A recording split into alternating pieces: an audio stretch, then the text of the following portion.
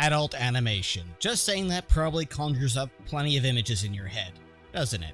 Maybe it makes you think of something erotic and weird, you sick freak. Or perhaps, if you're a real boomer, something like any number of Ralph Bakshi films. Or, if you're a weeb, plenty of seinen anime that have been coming out. Adult animation can really be any number of things, especially when talking about Western animation. You got your Family Guy and its plethora of clones, South Park, X-Men 97, yes I include that, and then the animated series that takes real esoteric knowledge to understand, Rick and Morty. What I'm trying to get at here is that American animation is a real spectrum, one in which you either fall into pure nihilistic edginess, or one that takes a step back and tries to maturely approach its subject matter. And then there's Smiling Friends.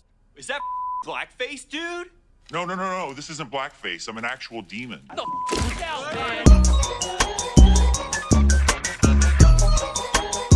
You kissed your dad on the mouth?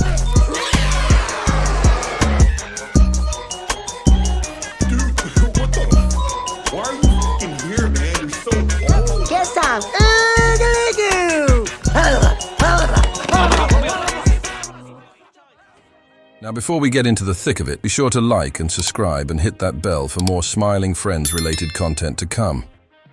It's a small act of kindness, but it means the world. Smiling Friends finds itself in an interesting place in American animation, as it's a series that absolutely revels in the absurd and chaotic, and yet, the show never sinks to the levels in which so many other chaotic animated adult series tend to. At every corner where Smiling Friends just slightly edges towards pure unadulterated edginess, it just skirts away from it into something a little bit more introspective. Actually, quite the surprise when you realize that its creators, Cusack, and importantly for today's video, Zach Hadel, were both internet animators who made content that was, let's just say, a bit of the tip of the blade to some. One might expect with Zach's alumni status on Newgrounds, a site that, to you few uninitiated Zoomers and younger folk who don't know about it, was rife with all the best scum and villainy. Any number of videos you'll find on the site will remind you of those early Wild West days of the internet, where truly any unhinged maniac with flash animation skills could make an edgy game or video on anything. That said, Zach's content on the site was rather tame for the most part, if not just a little bit embarrassing.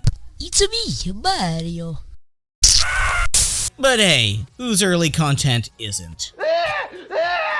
And yet, Zach through the years actually honed his skill and his level of humor. With time, it aged like fine wine. In an age of absurdist humor and Gen Z brain rot, it's as if the universe willed Zach's rise to prominence on Adult Swim. While Michael Cusack undoubtedly played a huge role in the love for the series, Smiling Friends certainly had more love to Zach. It's the reason you can't escape comments people make on any YouTube video whenever they see his gremlin visage in the thumbnails. And I'm sorry, I don't personally know anybody who really loved Crystal Adventure, or whatever it was called. It was a funny YouTube skit, but I don't know if anybody wanted to really see 2 seasons of it. But I digress. Actually, future Mr. Boone here saying that actually there was only 1 season of it, and it was actually called YOLO Crystal Fantasy. I was getting mixed up with the fact that he also had a series that was called Koala Man. My point still stands.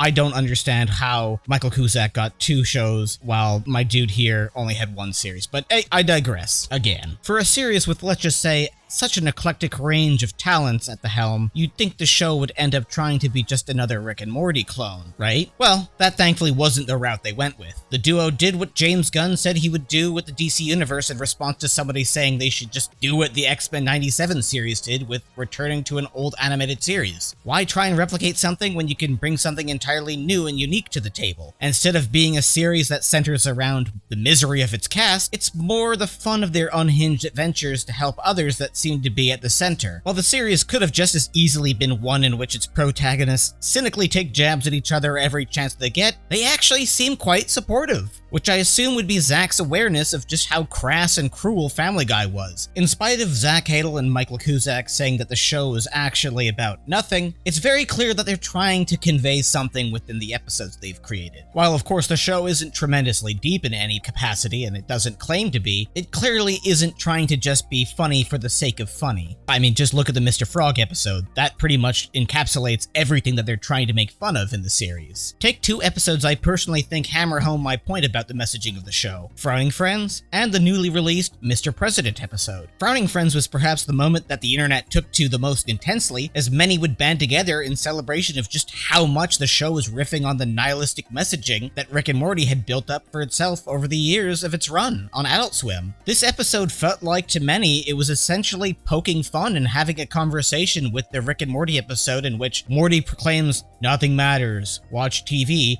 after killing and burying himself. To many, this episode stood its ground and said, most of you actually want to live. The world may be chaotic, but in spite of that, you'd prefer to live. Some real Albert Camus shit they were cooking over at the Smiling Friends HQ.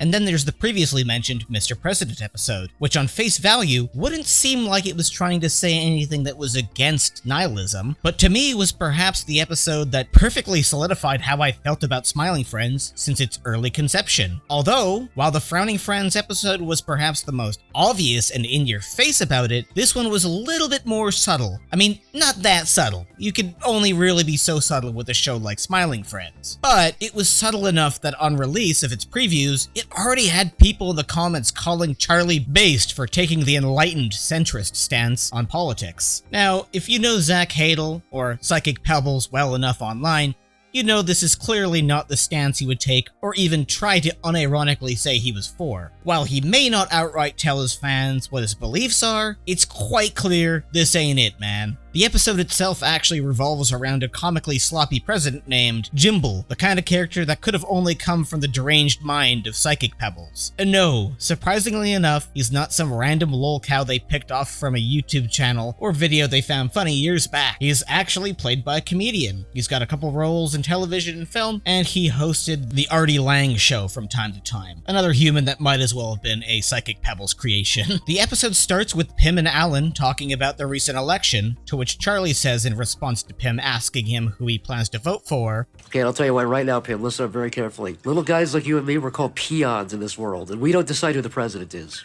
Come on, Charlie, that's silly. Every single vote matters.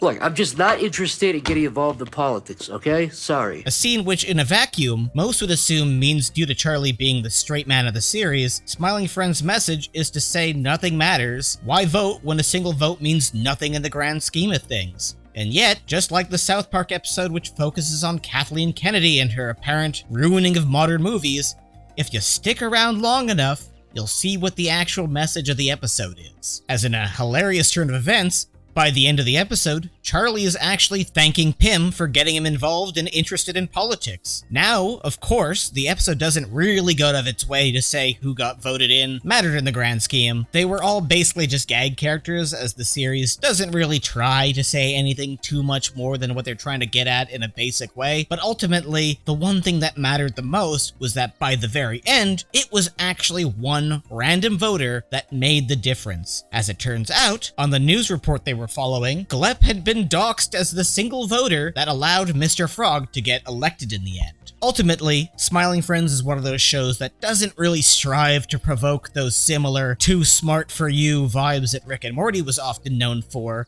and doesn't huff its own farts with an attempt to deconstruct the current state of adult animation by making outright obvious jabs at other popular series. And in spite of its perceived edgy creators' influences, it also doesn't attempt to be mean-spirited in spite of its often dark themes. At its core, Smiling Friends is a show that asks you to have fun with its insanity, and, similarly, life, as ultimately, the core message of Smiling Friends is, should I myself or have a coffee with Glep?